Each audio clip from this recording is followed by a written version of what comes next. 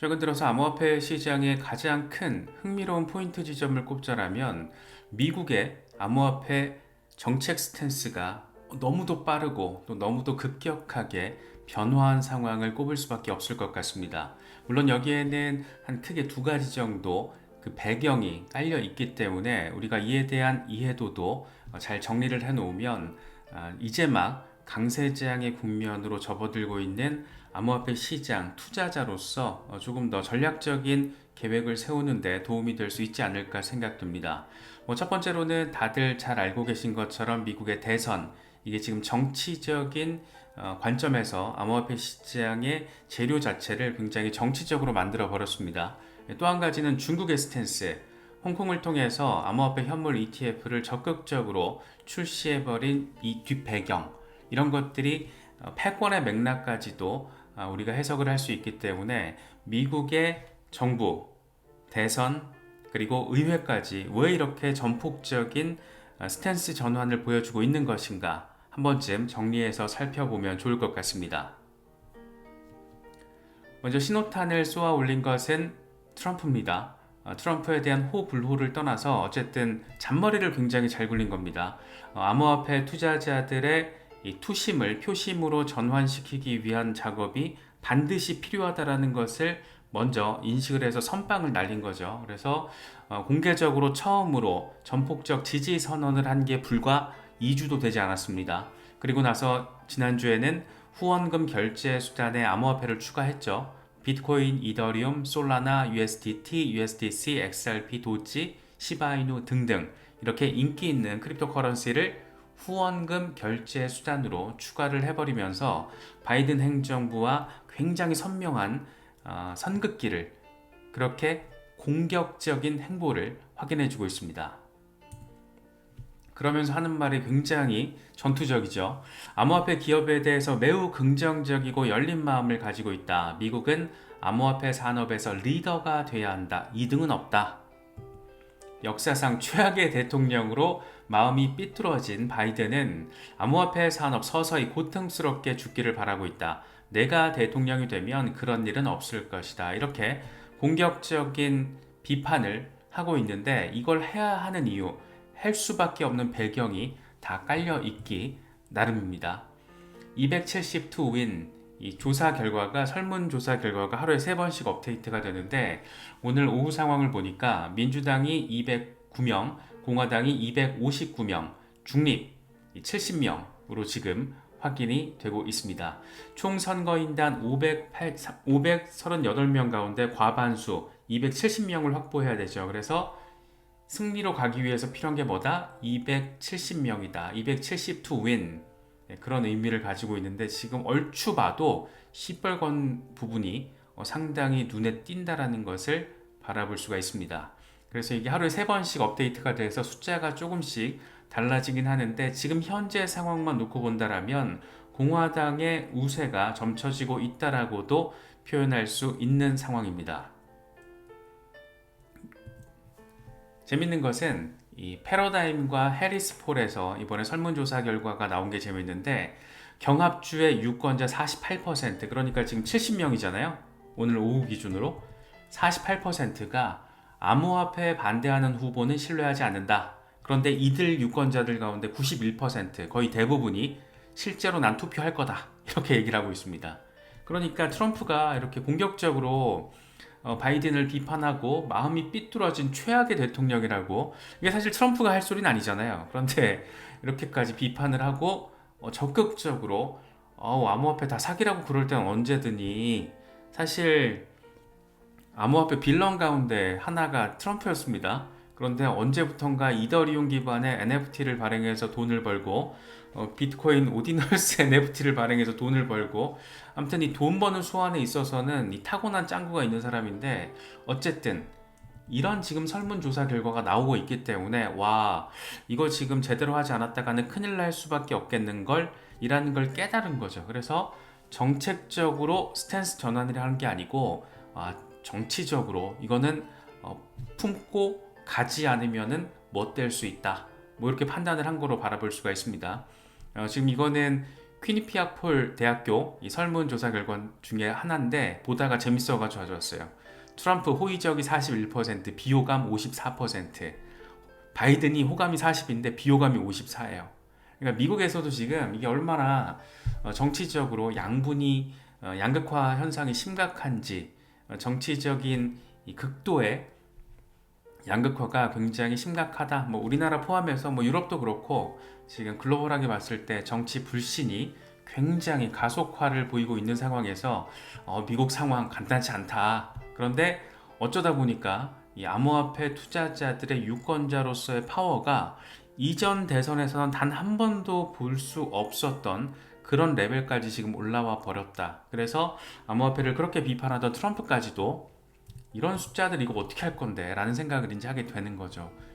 이제 여기서 얼마나 가져오느냐가 지금 관건이 되다 보니까 트럼프의 이렇게 전략적인 정치적인 스탠스 전환을 우리가 그 배경을 충분히 이해할 수 있지 않나 생각되기도 합니다. 여기서 이제 사실 조금 도움을 준 게 어쩌다 보니까 또 미국 하원이었어요. 금융혁신 기술 법안을 발의를 했던 게 이게 이번에 지난주에 하원을 통과했잖아요. 그런데 찬성 279, 반대 136. 이게 참 재밌는 숫자가 아닌가 싶습니다. 여기에 민주당의 표도 상당 부분 3분의 1 정도는 민주당에서 왔다라는 거. 되게 재밌는 상황이 지금 미국 의회에서도 펼쳐지고 있고 대선에서도 핵심 쟁점이 되고 있다 보니까 바이든이 이제 역습의 개념으로 한방 맞대응한 게 어쩌다 보니까 이더리움 현물 ETF 승인이라는 전폭적인 상황이 정말 며칠 사이에 벌어지게 된 겁니다. 블랙록과 피델리티를 비롯해 8개 이더리움 현물 ETF 19B4가 지금 승인이 됐습니다. 이제 S1 증권신고서 승인이 남은 상황이고 시장에서는 빠르면 6월 정도에 승인이 되고 상품 출시까지 이루어질 것으로 보인다. 라고 블룸버그 애널리스트들을 포함해서 전폭적인 SEC 움직임에 대한 기대감이 지금 깔려 있는 상황입니다.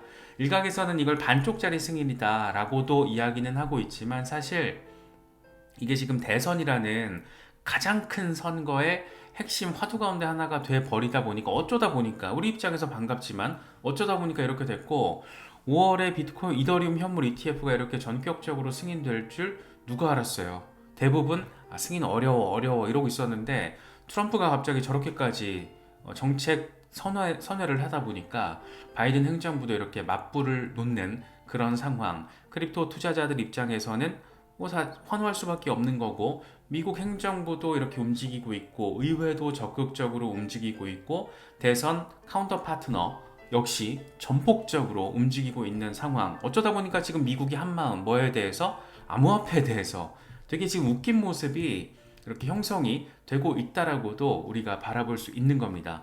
그렇다면 대선의 관점에서는 충분히 이해가 되고 의회가 이렇게 같이 움직여주고 있는 이유까지 좀 우리가 살펴봐야 되는데 이거는 사실 중국이 지금 큰 역할을 하고 있다라고 바라보는 게 맞지 않나 개인적으로 생각을 합니다. 그러니까 중국이 홍콩을 글로벌 테스트베드 삼아서 지금 밖에다 던져버린 거잖아요. 뭘? 크립토 허브로서의 어떤 도약 지점을 바라고 있는 홍콩의 브랜딩을 통해서 비트코인과 이더리움 현물 ETF를 전략적으로 진짜 이거는 전략적으로 바라볼 수가 있는 거죠. 그리고 전격적으로 승인을 한 상황. 이게 여러 가지 화폐 패권의 관점에서까지 바라볼 수도 있다 보니까 미국 입장에서는 뭐 대선의 어떤 재료로서 지금 암호화폐 친화적인 스탠스가 강화되는 것도 있지만은 의회까지 저렇게 달려드는 것은 대중국 견제 차원으로도 바라볼 수밖에 없겠구나. 이렇게 또 우리가 해석을 할 수 있는 상황이기도 합니다. 특히 이제 홍콩을 크립토 허브로서 전략적인 어떤 도시화의 목적으로 간다라면 이거는 암호화폐를 금지하고 탄압하고 있는 중국 본토의 공산당의 입장에 있어서 공산당의 승인 없이 홍콩이 저 정도까지 정반대 스탠스인데 저렇게까지 갈 수는 없죠. 그러니까 암묵적인 내지는 뒤에서의 승인이 있었기 때문에 가능하다라는 해석이 우세하지 않나 싶습니다. 특히나 왜 그러면 중국 정부가 지금 비트코인을 억압하고 규제를 하면서 이렇게 홍콩에서 비트코인 현물 ETF, 이더리움 현물 ETF를 승인하게끔 내뒀을까? 이거는 위안화 CBDC의 확장 전략의 관점으로 해석을 하는 게 맞지 않나 싶습니다. 지금 사실 위안화 CBDC가 중국이 지구상에서 가장 적극적으로 CBDC를 리드하고 있는 나라이긴 한데 반응이 지금 뜨뜻미지근하다 못해서 약간 차갑잖아요. 중국 내부에서도 뭐 그냥 쏘쏘 개념이고 위안화 CBDC를 가지고 사용한다고 했을 때 전략적으로 얻을 수 있는 사용자 혜택이 별로 없다 보니까 오히려 감시망만 중국 공산당으로 하여금 빅브라더로 확장하게끔 하는 것 말고는 이게 사실 애매하다 보니까 뜨뜻미지근하지도 못한 그런 상황이 되고 있는데 이거를 뚫고 나가기 위한 돌파구로서 홍콩을 활용하고자 하는 중국 정부의 전략의 관점에서도 생각을 해볼 수 있을 것 같습니다.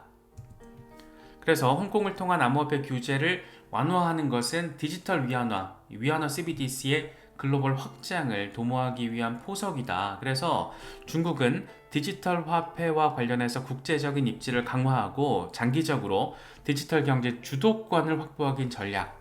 그러니까 홍콩에서 비트코인과 이더리움 현물 ETF가 출시가 됐잖아요. 그런데 중국 정부가 여기서 완전 약간 미쳐 날뛰는 식으로 전략적인 스탠스 전환을 보여줄 수 있는 하나의 카드가 뭐냐면 위안화 CBDC를 통해서 비트코인, 이더리움 현물 ETF에 투자를 허용할 가능성 이제 이런 얘기까지 나오고 있거든요. 그렇다 보니까 여러모로 이 판때기 자체가 중국이 멍청해서 내지는 홍콩이 중국과 어떤 본토와의 선긋기를 위해서 이게 이런 일은 벌어질 수 없다라는 거죠. 지금 중국 정부는 철저하게 하나의 중국을 외치고 있습니다. 그러니까 대만 가지고도 저 생지랄을 하고 있는 거잖아요. 그래서 홍콩에서 지금 이런 벌어지고 있는 일련의 일들은 중국의 위안화 CBDC 블록체인 전략과 떨어뜨려서 해석하기 어렵다라는 겁니다. 그래서 이걸 전반적으로 봤을 때는 그렇다면 위안화 CBDC가 홍콩을 거쳐서 아시아로 확장될 가능성 그 목표를 두고 지금 중국 정부는 홍콩에서의 암호화폐 현물 ETF 출시를 허용한 거구나 라고 이제 해석이 되는 거고 이거는 탈달러 패권에 대한 중국의 어떤 리드하고 있는 그런 가속화의 관점에 있어서 상당한 큰 변수가 될 수 있다. 미국 입장에서는 이게 엄청 짜증나는 상황이 될 수 있잖아요. 그런데 브릭스 진영에서 최근 몇 년 동안 보여오고 있는 이 탈달러 패권을 향한 어떤 액션의 새로운 국면으로 바라본다라면 충분히 그렇게 또 해석을 할 수 있는 상황이기도 합니다. 그래서 전반적으로 이런 부분들은 암호화폐 투자자로서 바라보기에는 긍정적인 부분이고 요즘 뭐 시세가 언제 전고 돌파하고 언제 8만 달러 가고 언제 10만 달러 가냐 이걸 좀 답답하게 바라보시는 경우도 있는데 지금 시장은 굉장히 건강하게 잘 움직이고 있습니다. 지난 사이클에서 6만 9천 달러 고점 찍고 1만 6천 달러 바닥 찍고 무려 6만 9천 달러에 지금 자리하고 있습니다. 그래서 전반적인 흐름은 굉장히 좋고 단지 시간의 문제인데 시간을 단축시키거나 그 시간을 더 전폭적으로 만들 법한 지금 상황들이 미국과 중국, 글로벌 탑, 그리고 세컨드 이들의 지금 갈등 과정에서도 포착이 되고 있다는 거 상당히 아주 많이 흥미로운 상황입니다. 또 한 가지 이런 것도 있죠. 스타커넥트 이미 도입이 되어 있는 상황이고 본토 투자자가 홍콩 증시에 거래를 할 수 있고 홍콩 투자자가 상하이 선전 증시에 거래를 할 수 있는 이런 식으로도 연결이 될 수 있고 이거는 그냥 사실 중국 공산당의 선택의 문제고 정말 전폭적으로 위안화 CBDC를 통한 암호화폐 ETF 투자를 허용한다. 이건 정말 중국 자본이 본토 자본이 어마어마하게 밀려 들어가면서 중국 공산당 입장에서는 위안화 CBDC의 활성화 측면에서의 전략적인 목표 달성이 될 수 있고 홍콩 ETF 시장에서는 중국 본토 자금이 때로 밀려 들어온다 라는 의미 부여가 되는 그런 모습이기도 합니다. 거기다가 이미 제도화되어 있는 제도도 하나 있고 카드도 있고 그래서 여러 가지 지금 긍정적인 상황들이 엄청 지금 많이 쌓여 있기 때문에 단기적인 시세 흐름에 우리가 너무 얽매기보다는 적어도 올해 연말 아니면은 내년 하반기 이번 사이클의 고점이 예상되는 9월에서 11월의 그 사이 어느 시점 요 정도까지는 우리가 좀 놓고 시장을 바라볼 만한 가치가 충분히 있지 않나 그런 생각이 들기도 하는데 이런 상황적인 배경들 전략적인 의도들까지 잘 체크하시면서 나름의 포트폴리오 전략 잘 설정하실 수 있으면 좋겠습니다.